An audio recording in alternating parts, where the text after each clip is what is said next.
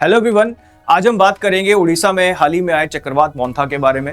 मोंथा आपका एक चक्रवात है जो उड़ीसा और आपके, जैसे आप ये डायग्राम में देख सकते हैं, ये मोंथा का आपका एरिया है। ये आपको देखो, ये आपका सेंटर है और इससे लगते हुए आपके एरियाज हैं वो उड़ीसा और आंध्र प्रदेश।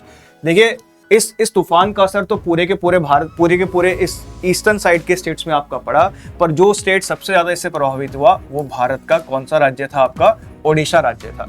देखिए साइक्लोन का फॉर्मेशन कब होता है? साइक्लोन का फॉर्मेशन होता है फ्रंट्स के बनने से। फ्रंट्स क्या होते हैं? जहां पर दो अपोजिट टाइप की आपकी एयर मासेस आपके आपस में क्या होते हैं? अलग होते हैं एक ढालनुमा सीमा से। तो जब एक अपोजिट का मतलब है एक वार्म एयर मास होगा, एक कोल्ड एयर मास होगा, और दोनों क्या होंगे? आपके इस तरह होंगे। अब वार्म एयर मास में एक आपका कैरेक्टरिस्टिक होता है कि वो हमेशा राइज करता है ऊपर की ओर।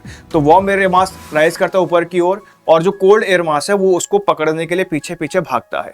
उसमें क्या होता है कि एक सर्कल बनता है। सर्कल के सेंटर में क्या होता है? लो प्रेशर, क्योंकि जो हॉट एयर मास होता है उसमें प्रेशर क्या होता है? लो होता है। और इसके चारों ओर हवाएं चलती हैं आपकी कोल्ड एयर मास की।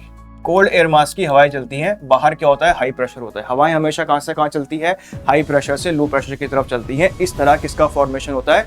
साइक्लोन्स का फॉर्मेशन होता है। वैसे भी अगर आप देखें कि जो इंडिया का ईस्ट कोस्ट है वो ज्यादा वनरेबल है किसके लिए? आपके साइक्लोन्स के आने से, क्योंकि जो बे ऑफ बंगाल का वाटर है वो क्या है? वार्मर है as compare to the water of Arabian sea. इसके साथ साथ और वार्मर होने का रीजन क्या है कि बे ऑफ बंगाल ज्यादा घिरा हुआ है किससे? लैंड मास से, जबकि अरेबियन सी थोड़ा सा क्या है? आपका खुला हुआ है। तो जो इस रीजन में जितने भी आपके चक्रवात आते हैं उनको समय समय पर अलग अलग कंट्रीज के द्वारा नाम दिए जाते हैं। इस बार का जो मोंथा नाम है ये आपका थाईलैंड के द्वारा दिया गया है। तो मोंथा चक्रवात उड़ीसा के कोस्ट में आपका आया था। सबसे ज्यादा जिसने स्टेट को आपका नुकसान पहुंचाया वो उड़ीसा का स्टेट है। 1999 के बाद, उड़ीसा साइक्लोन के बाद, ये दूसरा बड़ा सुपर साइक्लोन माना जा रहा है।